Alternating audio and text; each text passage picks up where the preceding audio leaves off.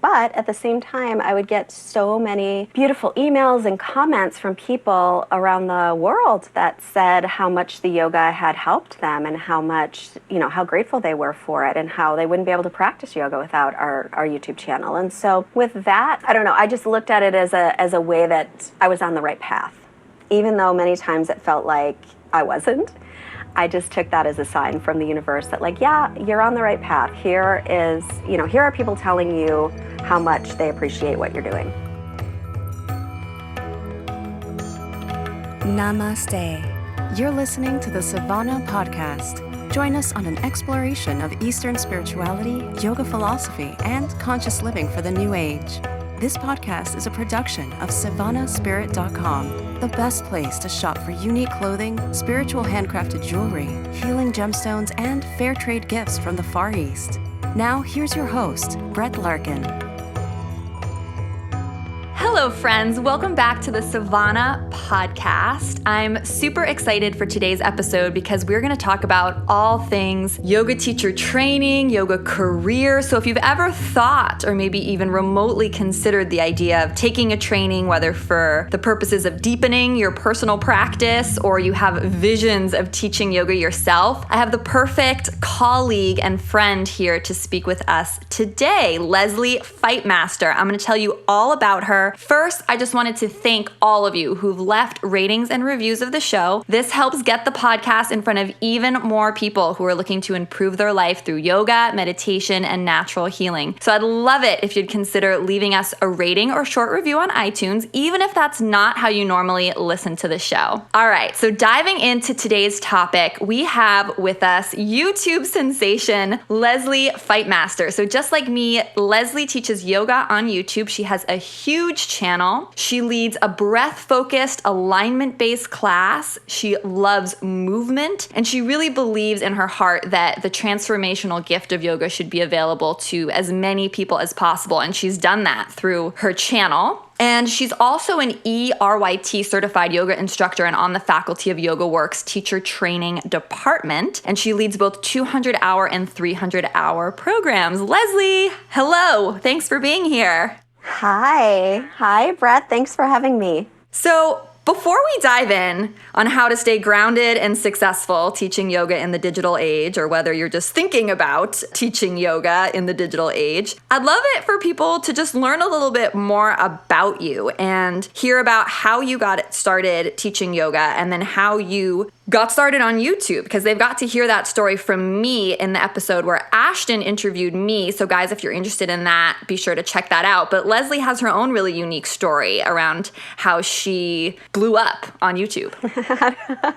You're so kind. I started practicing yoga it was right around 2000, and I was living in San Francisco. And I was practicing a lot at YogaTree, which you probably are familiar with. And I started practicing yoga because I wanted to be able to meditate, believe it or not. I was really wanting to be able to sit quietly in meditation. And when I tried, it was a disaster. I couldn't do it because my mind was way too noisy, and I couldn't sit there and I couldn't focus on my breath or anything because it was just so noisy. So I heard that practicing yoga is really helpful for meditation. And I wanted to meditate because I had been in a 12-step program since 1994. And part of it is practicing meditation. And so it was because of an alcohol problem. So I was trying to sort of, keep my life together.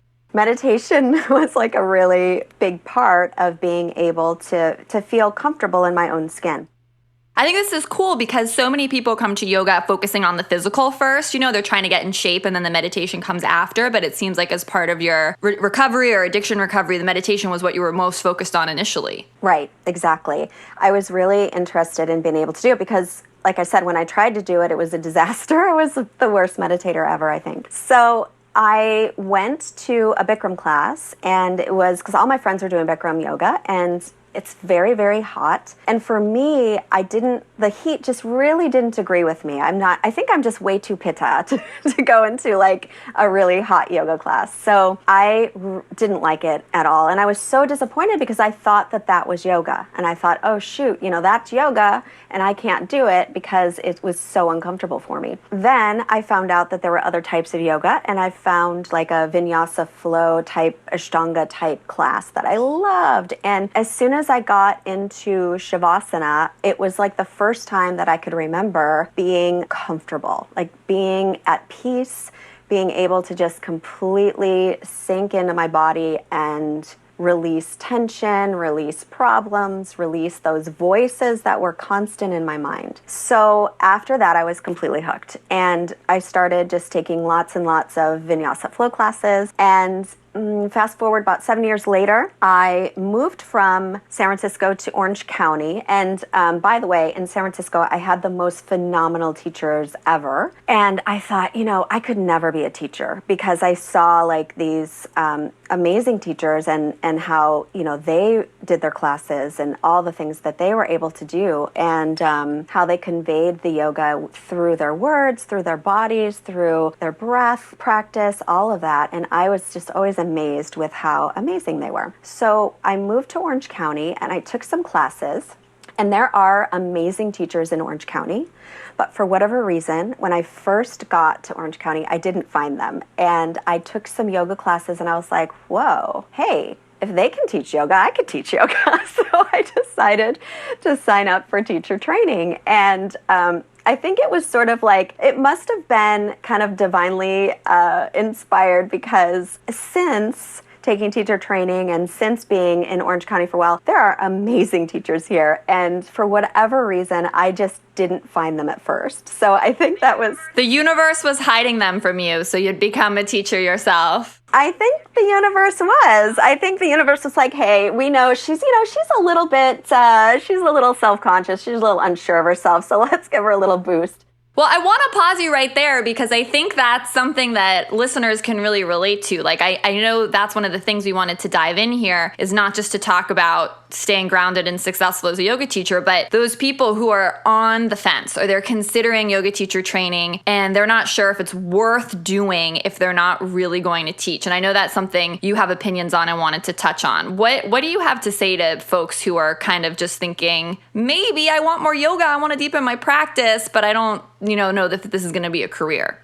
I just think that if you love yoga, you owe it to yourself to take a teacher training, because if you love it, it's a way that you can really immerse yourself in the full practice. So not just the asana, but you can find out about the other 7 limbs of yoga. You can find more out about the yamas and the niyamas and the pranayama practices and the meditation. And it's all so enriching for someone who loves yoga, that you may find that you finish the teacher training and you want to teach. You may find, wow, I don't want to teach, but I am so glad that I did that because I learned so much about the yoga practice and about how to practice safely in my own body and how to create my own home practice that's best for me. You learn so many things other than just how to teach yoga. I agree. I feel like yoga teacher training needs to be renamed to just like life school that none of us got in our traditional education, because the name is makes it seem so narrow. Like you're only doing this if you're training to teach. And that's what I tell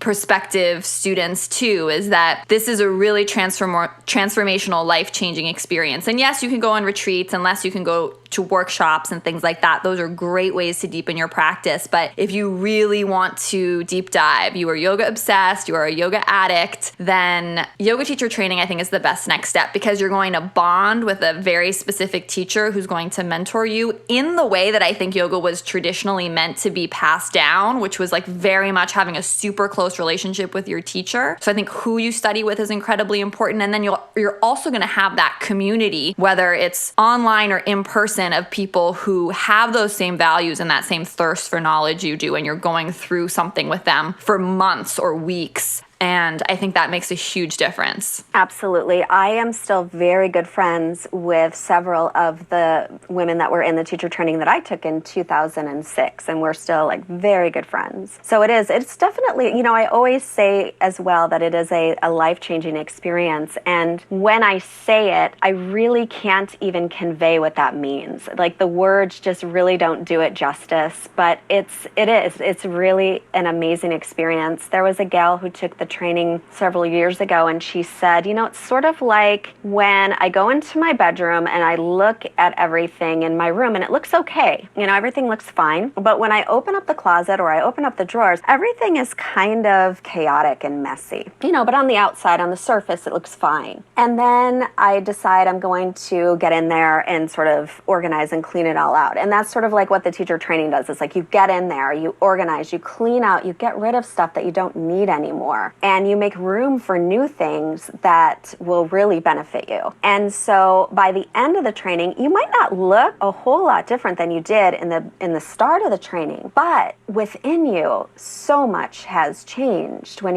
you just sort of like look in a little bit deeper, just scratch the surface a little bit. There are profound changes that occur.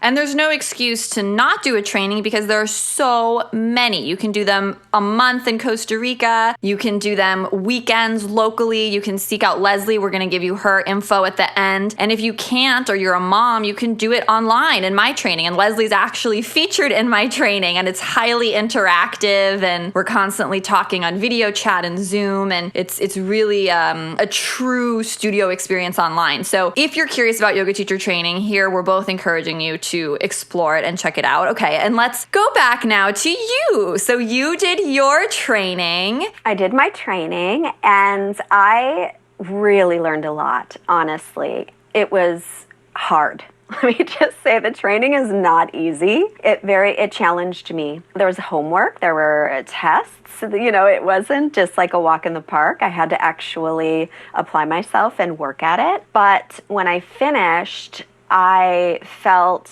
completely transformed in a way that I didn't even realize. And when I started teaching classes, I felt very unprepared and felt like I didn't know enough. But then once I got in front of people and I started looking at people, I realized that, wow, I really did learn a lot. And I can see a lot of things in people's bodies, and I can actually help them. And of course, since my teacher training, I've done other trainings, lots of workshops. I did another 100-hour training in Ashtanga. I did a 300-hour training as well. So I do encourage people, if you do want to teach, if you are a teacher or you do want to teach, always be learning, always be taking trainings and workshops and things, because it's not something that you can just learn all of. There's always more. So I encourage, all teachers to just learn. And for the people out there who know they want to teach, I think one of the biggest fears and hangups, and I know it's a fear and hangup I had when I was starting, was how do you make a living doing this, right? What's realistic to expect? And I'd love for you to share with listeners your story, because you're the breadwinner for your family, you're, this powerhouse, but I know you started from nothing and from a very financially insecure place at the beginning. Walk us through how that happened and what your transition from corporate to sort of pursuing this and to now, having trained hundreds of teachers yourself look like. And of course, we want to talk about YouTube too. Well, I think my story is a little unusual. So I did start off in corporate sales, and I sold software and services when I was living in San Francisco, and I made a very, very good living doing that. But I felt empty. It wasn't fulfilling to me at all, and it was sort of depressing even at times. And so I loved yoga. That's why I went to yoga too, was because it made me feel better. And I thought, and the people at the studios where I practiced, I thought, have you ever thought about being a teacher? And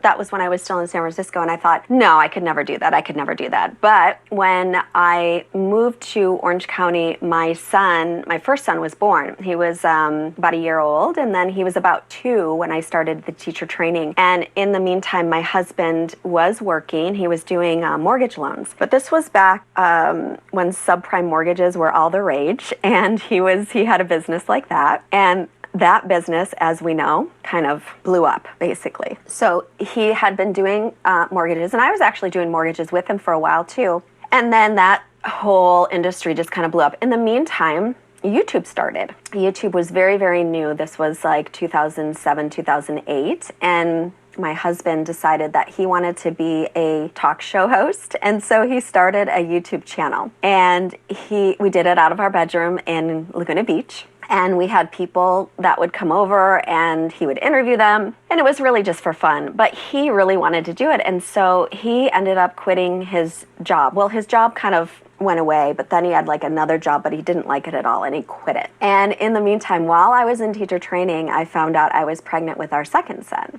So he was about 6 months old when this happened, and my husband's not working, and I'm teaching yoga. And yoga teachers, for those who don't know, don't make a whole lot of money. I think we made at the studio, I'd make like $30 a class. I got into teaching in corporations, which paid a little bit more like $70, $75 a class, which was kind of a lot. But people have to keep in mind here, it's like you teach a class, maybe 2 a day, right? It's not like you have back-to-back corporate schedule. Exactly. And you're driving around, and then, I'm a mom, so I have children. It wasn't easy. I'll tell you, it was not easy. And my husband was not finding a new job because he had this dream, like he was following his dream. He was a writer, comedian, super talented, super creative guy. But it was financially a disaster because here we are, a family of 4 living in Orange County, California. We were in Laguna Beach. We couldn't stay there because the rent was way too high. We had a house that we bought in San Francisco around 2001, I think. We were renting that out. We ended up losing that house. We had so much debt because we were used to living in a way that was based on how much we had been making previously, that when I wasn't working, in corporate stuff anymore, wasn't making a good living, and he wasn't working at all, everything just kind of like blew up. So we basically lost everything. And it was a really, really difficult time. We lost our house, and we had so much debt that we filed bankruptcy, and I was getting food stamps at one point as I was teaching yoga. It was a very, very difficult time. So fast forward, there were some dark days, and I was teaching, I want to say probably 16 to 20 classes a week to pay the bills. And we moved to, a less expensive home, and we really cut back on everything. We sold our cars and got cars that we could pay off, cars that were paid off, so we didn't have car payments. We had no credit cards. We lived, just cash, and we lived month to month for a while. Then, and my husband did the talk show for a couple of years, but it never went anywhere. But he learned a lot about YouTube, which comes into play later. My husband decided that he wrote a screenplay and he wanted to create a movie.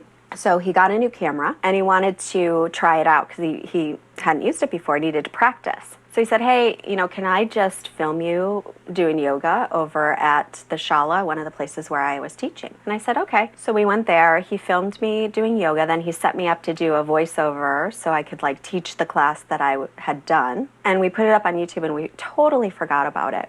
And then maybe 9 months or a year had gone by and I did another one. Put it up, forgot about it. And then maybe another 9 months went by.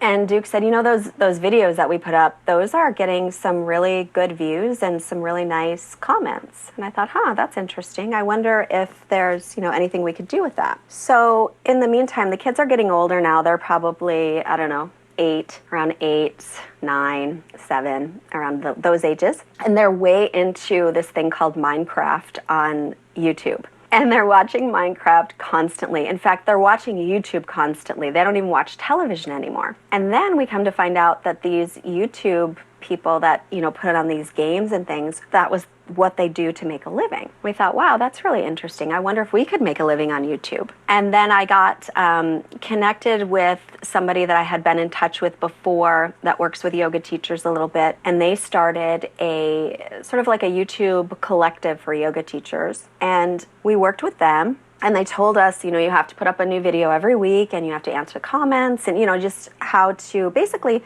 stay engaged with our audience. And Duke kind of knew a lot of it from his YouTube time anyway. So we started putting up, and this was like 2014, I think. We started putting up one class every week, and I would answer comments and started connecting with people, and it just sort of grew organically. We still haven't done any kind of promotion really for our channel. We haven't actually done any ads or anything like that that we've paid for. We want to, but we really don't know how to that much.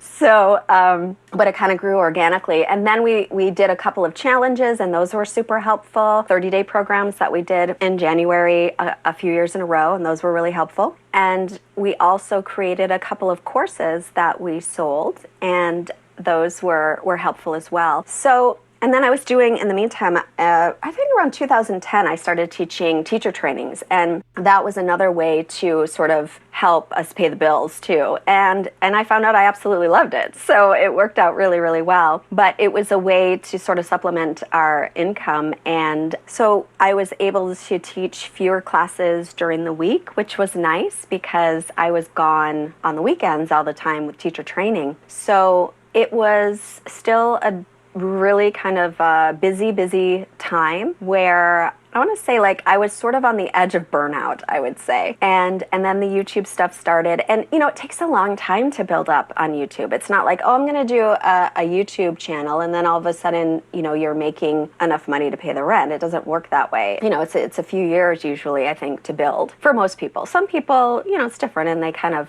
blow up quickly. But for most of us, it takes a while to kind of to get that going. And so it was a process. It was a process, and there were many times where I questioned, what am I doing with my life? Is this really a good idea? Should I really be teaching yoga? Because it doesn't pay very well. But at the same time, I would get so many beautiful emails and comments from people around the world that said how much the yoga had helped them and how much, how grateful they were for it and how they wouldn't be able to practice yoga without our YouTube channel. And so with that, I don't know, I just looked at it as a way that I was on the right path. Even though many times it felt like I wasn't. I just took that as a sign from the universe that yeah, you're on the right path. Here are people telling you how much they appreciate what you're doing.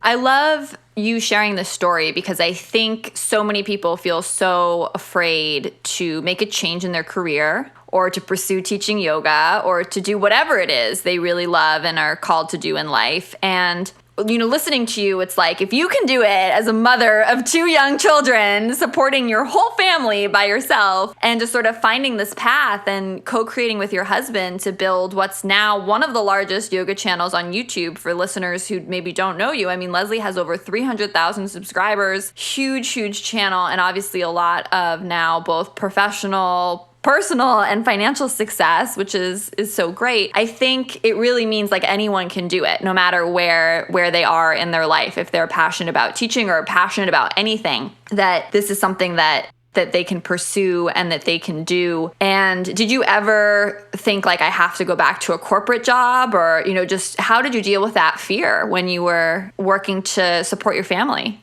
Yeah, I definitely felt that fear a lot. And I felt that, yes, I need to go back and get a corporate job. And I even interviewed a few times for different positions. And one I remember was really, really close. And when I got really close to it looked like I might get hired, I got so sad. I was like, I really don't want to do it. And so I have a friend who's sort of a mentor to me, a spiritual guide type of a person. And she said, Lesley, she said, I just really feel like you're meant to teach yoga. She said, you're a healer. That's what you are. And so she does evolutionary astrology. And so she has done my chart years ago. And then it sort of takes it from a perspective of this is your soul and this is your soul's purpose. Your soul came in with these sort of signatures on it. My soul came in with a lot of guilt and how I needed, that was one of the things that I needed to sort of recover is feeling confident about myself and letting go of guilt. felt that, I'm not a bad person. I'm okay.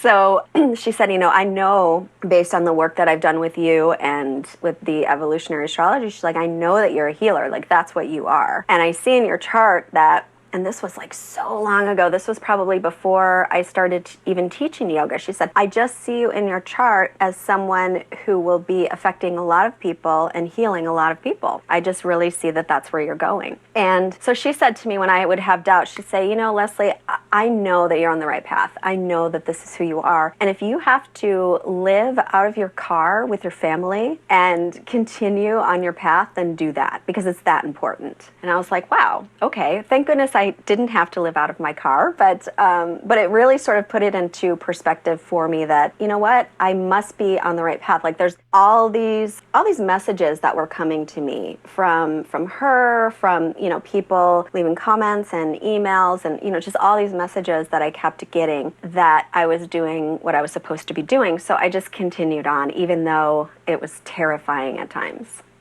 I'm sure we have a lot of people listening who are also already yoga teachers, or maybe they're in training now, or again, they have that dream of teaching. What advice do you give people? And I'm happy to share mine as well, but I really want people to hear from you. What advice do you give yoga teachers about teaching in the digital age, right? Because obviously there is the good news now to connect with so many more people and to really be your own boss and build your own business and take advantage of things like Instagram and YouTube to create a following and to create community if you want to. When people or teachers who are graduating from your trainings or just other teachers in the community ask you, what tips do you give them? I like to tell people that if you love yoga and you feel like this is what you're meant to do, that you continue doing it, regardless of what the obstacles are, because yoga has become just so much more popular over the last, even 5 or 10 years that, it's become sort of a crowded space now, I think, for many people. If you choose to become a yoga teacher, you sort of have to figure out where you fit. And I do think it is important to figure out where you fit and what your values are. If you're interested in just getting a bunch of people liking what you're doing, how are you, if that's what you're interested in, it's okay, but it's also important to know what your own motives are. Why do you want a bunch of people liking what you're doing? Why do you want a bigger stage, quote unquote, to connect with people? Like, what is it that you are conveying? I think is very important to know about yourself, because if it's just all about being able to do twisty yoga poses, it looks super cool, but is that really yoga? Is that really a sustainable practice for most bodies? And what do you tell them about the financial piece? Because I know that's something I struggle with as people consider making the investment in a teacher training, which can be $2,000, $3,000, $4,000. Obviously, there's a value that's completely intangible, which we talked about at the beginning of this episode, which is that your life will completely change and every relationship will be transformed. And I'd say you can pretty much guarantee you'll be happier. However, the financial piece is an issue, because if you are just planning to teach in a studio, like we said, you could just be earning $30 a class twice a week. And who can live on that in America or maybe anywhere? I am very honest with people, and I tell them exactly what my experience was. I tell them exactly that when I started teaching yoga, it was, $30 a class, and it was not easy. So it's important to think out of the box, so to speak, and figure out ways that you can create different streams of income. And with the digital age, I think that's a great way. Like, if you can create a course, or you can have a podcast, or you can create videos, or if you build a following on Instagram, and then you can start working with companies and promote their products, as long as you are a fan of their products, that you believe in them. That's super important too, I think. But there are different ways to create income. I always tell people too about corporate yoga. I think that's a great way to go, because in corporate classes, because you're working, with the company, for the company, it's a no-brainer, because there are so many studies available that show show how advantageous it is for their employees to practice yoga. It really helps with their employees' moods and productivity, and it's wonderful for lowering healthcare costs. So for them, it is like it's a big value. And so if you can find companies to work with, you can charge the companies, $150, $200 a class. And it's really, really advantageous for them to do that. So that's another, I think, way that you can create revenue. And then workshops are wonderful, and retreats, and creating sort of your own community is an amazing way to teach. And I look at being a yoga teacher, it's not a job, it's a calling. And so you might get, a paycheck from like a studio, you might get a paycheck from a corporation, but if that studio goes away, if that corporation goes away, it doesn't mean that you're not going to be a yoga teacher anymore, because that's your calling. So you continue on looking for ways to serve.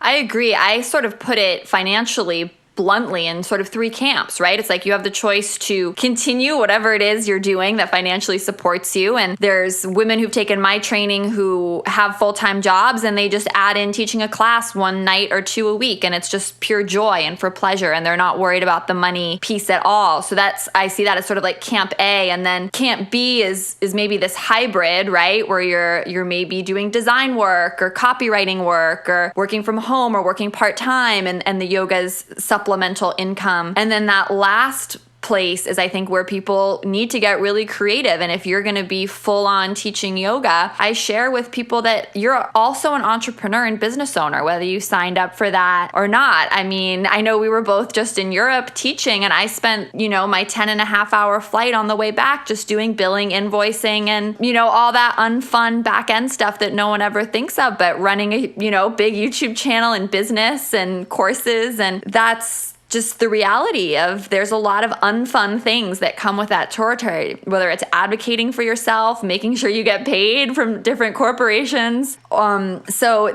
the good news in that last camp is that there's so many ways to get creative and make money because of social media and all the new platforms that are emerging. And I know in my training, I include a business module, which I wish more trainings would do, because I think people just really don't get an education about what a career in yoga looks like. Right. Yes, I totally agree, because you have to wear all kinds of hats. And, and for me, like of course, my favorite part, and probably your favorite part too, is teaching yoga. But that's just only like a little part of it, because there's so much marketing and there's planning. It's almost like project management. And then you put on your marketing hat, and then you put on your financial planning hat, and then, there's all of these different things that you have to, social media hat, there's all these different things that you have to sort of learn about if you don't know it. And I didn't know anything. I will just say I knew nothing except how to teach yoga. So for me, it's been a steep learning curve, and I'm still learning, and I'm still failing in some areas. And then I learn from my mistakes and continue on, because it is really, especially when you work for yourself, I mean, you have to sort of plan ahead and figure out, okay, what's coming, what am I working on now? What is my project? What's going on? Because you have to kind of figure out what to do. Otherwise, I mean, when there isn't any money coming in, it's scary. With great freedom comes great responsibility. And this is why I really wanted to bring you on the show, because I think it is inspiring for people to know that you didn't know any of this stuff starting out. I didn't know anything about YouTube either when I was starting out. You learn as you go, and there's nothing wrong with that. If anyone is thinking about pursuing this path, like, you don't need to know anything starting out, regardless whether it's teaching yoga or a different dream you have. You can completely learn as you go. And speaking of wearing all of these different hats and how you're so busy, I know I am too, I'd love for you to share with us now how you're staying grounded, kind of what your personal practice looks like. I know you wanted to share with us some rituals you have around creating your own altar in your home, pulling cards, which is something I love to do, but I know you're specifically working working with tarot cards, and I really want people to learn and hear about that. So tell us a little bit what behind the scenes in your yoga private life looks like. Well, I do practice mostly at home. I take some classes as well, but a lot of times it's difficult to get to the studio, which is why I think YouTube yoga is wonderful. Sometimes I take your classes. Sometimes I take other YouTube teacher classes. Sometimes I take my own classes, and it's a way for me to practice at home. Sometimes I just do my own practice. I can figure out what feels good in my body, so I can do that now. And then I also like to incorporate quiet time. I guess you can call it meditation, or I don't know. Sometimes I shy away from I meditate daily, because sometimes it's not really what might be considered like a formal quote unquote meditation, but quiet time. Quiet time focusing on breathing. And I do have a little altar in my house, and I have a lot of crystals on my altar, and I have some deities, and I always like to burn some incense and have this quiet time with myself where I'm sitting. And then I have like traditional tarot cards, but I also use angel cards. I really love angel cards. And then I also have a deck that's all animal cards. So I can choose, like different animals, and so they'll sort of give me insight. And I do believe that when I take that time to quiet down and breathe and become centered, and then I pick the cards, I do use that as another way that I can connect with the universe and what messages I'm supposed to be receiving. Because if I don't do that, I just keep going along and along and along with my life, I don't feel as connected to spirit, or whatever name you have for it. I just don't feel as connected to that.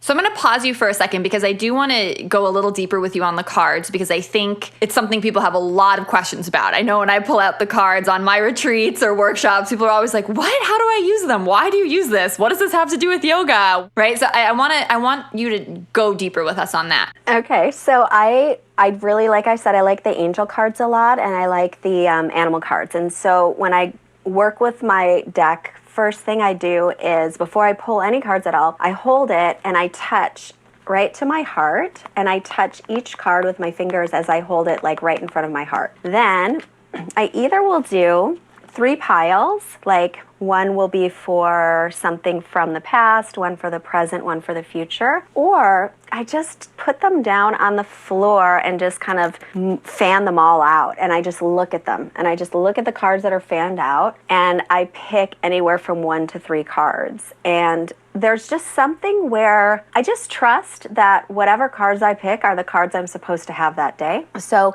and usually, there's some sort of significance about the cards that I pull. Sometimes I ask a question like, am I on the right path, or what should I be focusing on next, or things like that. Or sometimes it's just a matter of like, please just give me some sort of a message so that I can know that like it's going to be okay. It just depends on where I am in my life. But I just fan them out. But I always think it's really important to take the deck and hold the deck to your heart and touch each card before picking individual cards. And sometimes too, I'll even take the deck and I'll put it, like I have little bags, like little specific bags for my deck, and I'll put my deck underneath my pillow, and I might sleep with it under my pillow for a few nights, just a way to sort of connect my energy with the cards. And if someone's wondering, like, why are you doing this? What is the point of this? Obviously, I do it as well, and I know my answer, but I want people to hear from you, because I think there's not necessarily for many folks like a clear correlation between yoga, meditation, and even a spiritual practice. Then it's like, why are you pulling these random cards? I do it because I feel that it is a connection to the higher self and to the universe. I feel that there's much more to our world than what we can experience with our 5 senses. I just believe that there is more that is being revealed by, even by scientists and things. But I do think that there are forces that exist, and it's a way for me to sort of connect with those forces and also connect again with my higher self. I agree. When people ask me, I say it's a way to connect with my non-linear mind and receive messages from source energy and universal consciousness on a daily basis. So even if the cards maybe aren't right or don't resonate or you think it's all woo-woo, it's still a ritual of taking time away from the computer or even just like away from your rational mindset to open yourself up to something bigger than yourself and say, hey, I'm ready to receive a message that's beyond, as you said, the five senses or beyond what's in my exact plan or logical part of my brain for right now. And I think just taking the time to do that, whether you believe in the cards or the deck specifically or not, is healing and needed in this day and age so much. And sometimes they give great insights and sometimes they don't. But I really am glad to share this with folks and glad that you do this as much as I do, because I also think some people think that, oh, if you're pulling cards or getting a card, it's like you need to be getting a reading or you need to be going to someone professional or you need to have like a super specific question or pull them in a super specific way. And my big message is like, no, you really don't. You can just pull a card. It's just like general inspiration to get in touch with source energy or, as you said, your highest self. It's just an invitation to slow down and receive a message, and there's no fancy stuff you need to do. Of course, you can get super fancy, especially with tarot, if you want to, but you can also just pull one card and meditate on it. And have you heard or do you know anything about the tarot as connecting to the chakras?